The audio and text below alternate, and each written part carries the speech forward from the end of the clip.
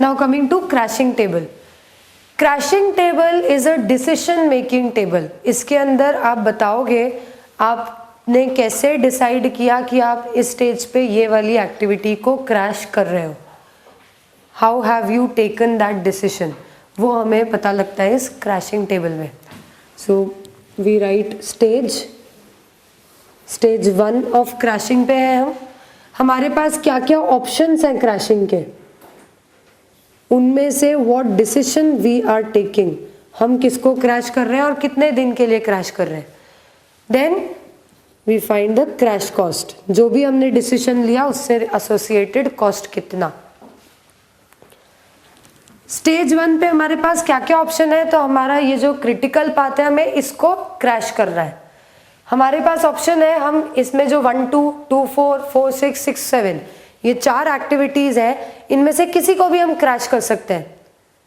All these 4 options we have, we can crash 1 2 2 4 4 6 और 6 7, चारों में से किसी को भी क्रैश किया जा सकता है। फॉर हाउ मेनी डेज, तो यहाँ पर हमें दिया रहेगा मैक्सिमम पॉसिबल रिडक्शन, किस एक्टिविटी को आप कितना क्रैश कर सकते हो, उतने दिन के लिए हर एक एक्टिविटी को क्रैश किया जा सकता है। ये अलग अलग हमारे पास ऑप्शन है। ओके, एंड ये तो एक कंडीशन है। दूसरी कंडीशन ये भी है कि यहाँ पर the difference is only 2 days, तो हम जो भी एक्टिविटी को क्रैश करें, another condition we have maximum crashing can be done for only 2 days। मतलब this particulars is only for your explanation purpose. आप क्या क्या सोच रहे हो, जिसके बेसिस पे आप डिसीजन ले रहे हो, वो सब आपको इधर लिखना है। हर एक एक्टिविटी का स्लोप कंपेयर करके हम देखेंगे, जिस भी एक्टिविटी का स्लोप मिनिमम है हम उसको क्रैश कर दें, जिसका भी मिनिमम है। से सबसे पहले मिनिमम आता है एक्टिविटी 2 4 का स्लोप मान लेते हैं। So since then we'll write our decision, since slope of 2 4 is minimum, our decision is to crash activity 2 4 by जितना भी नंबर ऑफ डेज पॉसिबल है। अगर मान लो 2 4 को 3 दिन तक क्रैश करना पॉसिबल था, तो हम 3 दिन तो नहीं कर सकते क्योंकि मैक्सिमम हमारे पास 2 दिन की लिमिट है। So we'll crash it by 2 days, that will be our decision. ये हमने डिसाइड किया। जब हम इस एक्टिविटी को 2 दिन से क्रैश करेंगे तो हमें कितना कॉस्ट लगेगा, so that cost we'll write. जो स्लोप है वो स्लोप बता रहा है 1 दिन का कॉस्ट, क्रैश करने का 1 दिन का कॉस्ट हमें दिख रहा है स्लोप से। हम 2 दिन से अगर क्रैश कर रहे हैं तो इसको 2 से मल्टीप्लाई करके that cost will come over here, crash cost. Activity 2 4 को क्रैश करने पे कितना कॉस्ट लगा। Okay, now after writing this we will update this. ये जो स्टेज 1 का हमने डिसीजन लिया, इसका अपडेशन हम इन दोनों टेबल में देंगे। हमने 2 4 को क्रैश कर दिया 2 दिन से, 2 4 के आगे मान लीजिए possible maximum reduction was 4 days, हमने इसमें से 2 दिन का क्रैशिंग कर दिया है। अभी भी 2 4 को और 2 दिन से क्रैश किया जा सकता है, देयर इज अ पॉसिबिलिटी। आप चाहो तो 2 4 को और 2 दिन से क्रैश कर सकते हो। So we'll write it like this, 4 दिन का था, 2 दिन यूज हो गया, अभी 2 दिन और बचा हुआ है। Okay, then we'll update this table. Stage 1 of crashing पे हमने 2 4 को क्रैश किया 2 दिन से, तो हमारा ये वाला जो पाथ है इस पे 2 दिन का हमारा ड्यूरेशन कम हो गया। So now we'll have this duration 15, और ये पाथ पे तो कोई इफेक्ट पड़ा ही नहीं, इसकी सारी एक्टिविटीज तो नॉर्मल टाइम में ही चल रही है। So this will again be 15। Now this does not mean कि ये इक्वल आ गया तो अभी आगे और कोई क्रैशिंग नहीं हो सकती। ये बोल रहा है कि आपका प्रोजेक्ट अभी 15 डेज में हो रहा है, आप चाहो इसको और भी कम कर सकते हो। अब कैसे कम करोगे, मान लो अब आपको इसको 15 से रिड्यूस करना है, 13 12 10 पे लेके आना है। Now if you want to reduce this duration further, अब आप सिर्फ किसी एक ही पाथ को क्रैश करके काम नहीं चला सकते। सिर्फ आपने ये वाला पाथ क्रैश कर दिया या ये वाला पाथ क्रैश कर दिया, कोई एक ही अगर पाथ क्रैश करोगे दूसरे पाथ का ड्यूरेशन 15 ही रह जाएगा। तो अब अगर आपको अपना प्रोजेक्ट ड्यूरेशन कम करना है, क्रैशिंग करनी है, आपको दोनों पाथ्स को साइमल्टेनियसली क्रैश करना पड़ेगा। मतलब एक एक्टिविटी इस पाथ की, एक एक्टिविटी इस पाथ की, दोनों अगर साथ में क्रैश होंगी only then it's justified, otherwise कोई सेंस नहीं बनता आपके क्रैश करने का, एक्स्ट्रा कॉस्ट इनकर करने का। अगर आपको टाइम रिड्यूस वाकई में करना है, दोनों पार्ट्स की एक एक एक्टिविटी को आपको क्रैश करते जाना पड़ेगा, साइमल्टेनियस क्रैशिंग होगी। ये आया समझ में? So now what all options you have, आपके पास कई सारे ऑप्शंस हैं। For stage 2 you will have many options. आप 1-2 के साथ में 1-3 को क्रैश कर सकते हो। मतलब for the first path you have 1-2, 2-4, 4-6 and 6-7 to be crashed. इन चार में से कोई भी एक्टिविटी आप क्रैश कर सकते हो। For the second path you have 1-3, 3-5, 5-6 and again 6-7। इनमें से भी आप कोई भी एक्टिविटी क्रैश कर सकते हो। Again what you will choose is, जिस एक्टिविटी का स्लोप कम हो, आपको इन दोनों का कॉम्बिनेशन लेना है, एक एक्टिविटी इधर से, एक एक्टिविटी इधर से, सच दैट कॉम्बिनेशन का स्लोप मिनिमम हो। तो इनमें से जिसका भी स्लोप सबसे कम होगा और इनमें से जिसका भी स्लोप सबसे कम होगा, वो एक्टिविटी हम चूज कर लेंगे। Okay, but here we have a common activity 6-7। 6-7 is a common activity. अगर आप 6-7 को क्रैश करते हो तो 6-7 पे आपको क्रैश कॉस्ट तो एक ही बार इनकर करना पड़ेगा, लेकिन उसके क्रैश होने से आपके दोनों पाथ की ड्यूरेशन रिड्यूस हो जाएगी। 6-7 को क्रैश करेंगे तो क्रैश कॉस्ट एक ही बार हम इनकर करेंगे, और एक ही बार क्रैश कॉस्ट इनकर करके भी हम दोनों पाथ्स की ड्यूरेशन को साइमल्टेनियसली कम कर लेंगे। ये आया समझ में? So there is a very big possibility कि इट्स बेनिफिशियल कि आप 6-7 को क्रैश करो, क्योंकि अगर 6-7 के अलावा आप किसी एक्टिविटी को क्रैश करने जाते हो, you will have to crash 2 activities at a time, 1 from these and 1 from these. दोनों को एक साथ आपको साइमल्टेनियसली क्रैश करना पड़ेगा।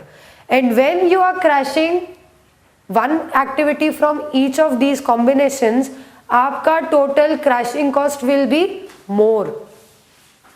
आपको डबल क्रैशिंग कॉस्ट इनकर करना पड़ रहा है, एक इधर की किसी एक्टिविटी के लिए, एक इधर की किसी एक्टिविटी के लिए। जबकि अगर 6-7 को क्रैश करते हो, आपको एक ही बार क्रैश कॉस्ट इनकर करना है किसी सिर्फ एक ही एक्टिविटी से रिलेटेड। तो चांसेस बहुत ज़्यादा है कि हम अगर केवल 6-7 को क्रैश करें तो हमारा कॉस्ट कम हो। मान लो केवल 6-7 का कॉस्ट, क्रैशिंग कॉस्ट इज 200 या 6-7 का स्लोप इज 200। अगर इनमें से किसी का भी कॉम्बिनेशन आपको 200 से कम कॉस्ट देता है, 1 from this and 1 from this, अगर वो टोटल आपको 200 से कम देता है तभी आपको उस पे जाना चाहिए। अगर एक इसका उठाओ और एक इसका उठाओ, दोनों के स्लोप को ऐड करोगे और your cost will be more than 200, it's better कि आप 6-7 को क्रैश कर दो। तो आपको सिर्फ 200 रुपीज ही इनकर करना पड़ेगा और दोनों आपके पाथ्स क्रैश हो जाएंगे। ये समझ में आया? लाइक दिस वी डू, हम इस तरह से हर बार असेस करते हैं, हर बार ऑप्शंस देखते हैं क्या क्या पॉसिबिलिटी है, उनमें से कौन से ऑप्शंस हमें मिनिमम कॉस्ट में प्रोजेक्ट ड्यूरेशन को रिड्यूस करके दे रहे हैं, वो ऑप्शन हम सिलेक्ट कर लेते हैं, that we put in our decision. उससे रिलेटेड फिर जो भी क्रैश कॉस्ट होते हैं वो हम इधर लिख लेते हैं, and then accordingly we update both of these tables. So all these 3 tables have to be made simultaneously. ऐसा नहीं है कि पहले आपने स्लोप टेबल बना लिया, फिर पार्ट टेबल बना लिया, फिर क्रैशिंग टेबल बना रहे हो। ये तीनों टेबल साथ साथ ही बनेंगे, वरना कंफ्यूजन हो जाएगा। You will not be able to make this table properly. एक बार पूरा दिमाग आप इधर लगा चुके होगे ये आइडेंटिफाई करने के लिए कौन सा क्रैश करना है, क्या करना है, लिखा नहीं होगा लेकिन दिमाग पूरा लगा के क्रैशिंग करी होगी। उसके बाद फिर आप इधर आओगे वो चीज़ को लिखने के लिए, तब तक आपका दिमाग आगे जा चुका है, बहुत सारी चीज़ें वो सोच चुका है। You will not be able to reconcile it back again. Do not waste time for that. Always remember ये तीनों टेबल आपको साइमल्टेनियसली अपडेट करने हैं। लीव प्रॉपर गैप्स ये वाला जो टेबल बनेगा, you will know how many lines are required, जितनी एक्टिविटी होंगी उतनी लाइन्स लगेंगी। पाथ में you know how many paths are there, path कोई एक्स्ट्रा बढ़ने वाला नहीं है क्रैशिंग करने से, पाथ तो वही रहेंगे, उतनी ही लाइन रहेंगी। तो आपको मालूम है कितनी कितनी लाइन्स में आपके ये टेबल्स बनने वाले हैं, इसलिए ऐसा नहीं होगा कि आपको इस टेबल के लिए आधा पेज छोड़ना पड़ेगा। जितनी एक्टिविटी है उतना बड़ा ये टेबल बनेगा, जितने पाथ्स है उतना बड़ा ये टेबल बनेगा। Make the formats and then make the crashing table, और फिर साइमल्टेनियसली तीनों टेबल्स में आप फिगर्स लिखते जाओगे। जैसे जैसे आप स्टेजेस पे आओगे क्रैशिंग के, you will update all the 3 tables simultaneously. इसके बाद ये पूरी क्रैशिंग जब फिनिश हो जाती है, क्रैशिंग कब फिनिश होती है, जब हमारे पास किसी भी पाथ में कोई भी एक्टिविटी बचती नहीं है क्रैश करने के लिए। मान लो ये वाला जो पाथ है, इसकी सारी एक्टिविटीज में जितना भी मैक्सिमम पॉसिबल रिडक्शन था हमने रिड्यूस कर दिया, जितना भी पॉसिबल था। मतलब 1-3 का भी रिडक्शन हो गया, 3-5 का भी हो गया, 5-6 का भी हो गया, 6-7 का भी हो गया, सब अपने मिनिमम पे पहुंच गए। तब जाके हम यहाँ पर 11 डेज पे पहुंचे हैं। दोनों पाथ्स हमारे 11 डेज पे आए से on after 3rd stage of crashing हम 11 की ड्यूरेशन पे पहुंच गए। अभी फर्स्ट वाले पाथ में सपोज 4-6 को क्रैश करना बाकी है, 4-6 अभी भी क्रैश हो सकता है इन फर्स्ट पाथ, लेकिन सेकेंड पाथ में सारी एक्टिविटीज क्रैश हो चुकी है, अब कहीं पर भी यहाँ कोई रिडक्शन बाकी नहीं है सेकेंड पाथ से रिलेटेड एक्टिविटीज का। So now it will not make sense कि आप 4-6 को भी क्रैश करो। भले ही पॉसिबल है 4-6 को क्रैश करना, पर 4-6 को क्रैश करने से आपके ये पाथ की ड्यूरेशन कम होगी, ये पाथ तब भी उतना ही रहेगा। So there is no sense of doing that crashing. तो कोई भी एक पाथ अगर एग्जॉस्ट हो जाता है, उसका रिडक्शन खत्म हो जाता है, we will stop crashing there, उसके आगे हम क्रैशिंग नहीं करेंगे। क्लियर है?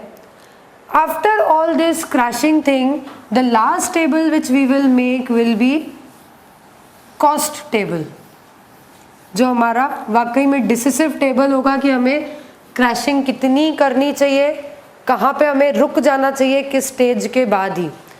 We will make the cost table.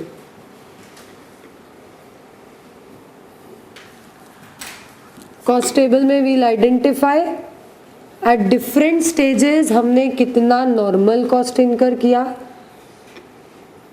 कुछ आपको हो सकता है ओवरहेड्स या इनडायरेक्ट कॉस्ट भी दें क्वेश्चन में, मोस्टली दिया ही रहेगा। Normal cost are the cost associated to the activity, कोई भी एक्टिविटी करने पे जो भी कॉस्ट आपको लग रहा है that will be the normal cost. Indirect cost is not associated to the activities, activity से डायरेक्टली रिलेटेड नहीं है, they are the overheads, general overheads जो भी आप इनकर कर रहे हो, इन जनरल जो भी आपने ओवरहेड्स इनकर किए they are the indirect cost. तो नॉर्मल कॉस्ट आपको सारी एक्टिविटीज के लगेंगे, जो भी आपकी एक्टिविटीज आप अंडरगो कर रहे हो उनके जो कुछ भी कॉस्ट है वो सारे कॉस्ट तो आपको इनकर करना ही है।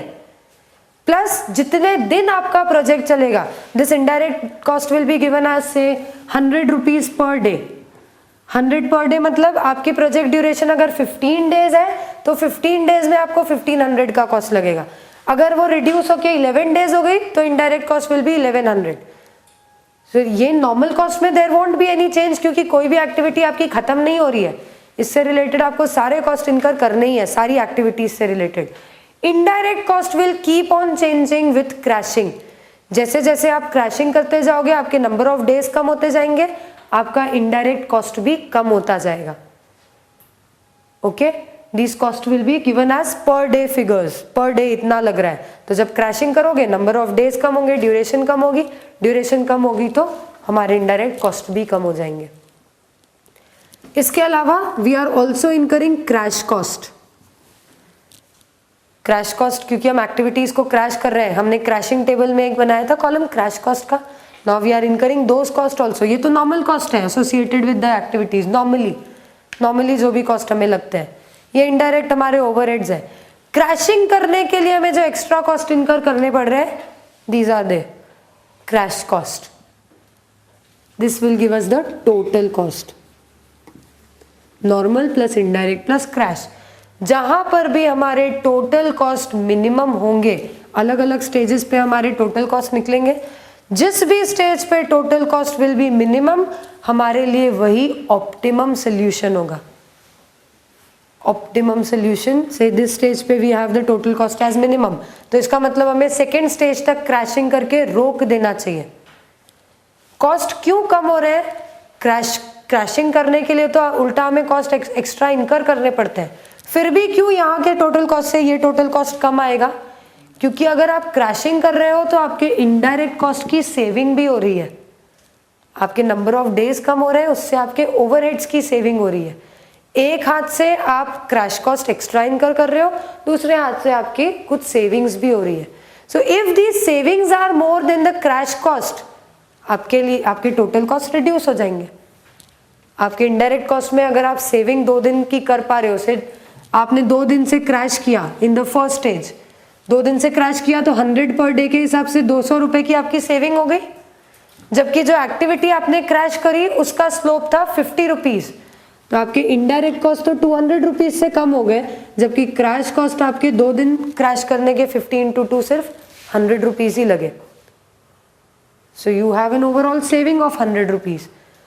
जब हमारी सेविंग ज्यादा होती है, क्रैश कॉस्ट कम होते हैं, हमारे ये टोटल कॉस्ट रिड्यूस होते जाते हैं। After a particular point of time हमें क्रैश कॉस्ट ज्यादा इनकर करने पड़ते हैं, इनडायरेक्ट कॉस्ट में जो सेविंग हो रही है वो कम हो जाती है, क्रैश कॉस्ट ज्यादा हो जाते हैं, कॉस्ट वापस से बढ़ने लग जाते हैं। This wherever your total cost will be minimum, that will be the optimum solution। हम वहां तक क्रैश करने की कोशिश करेंगे।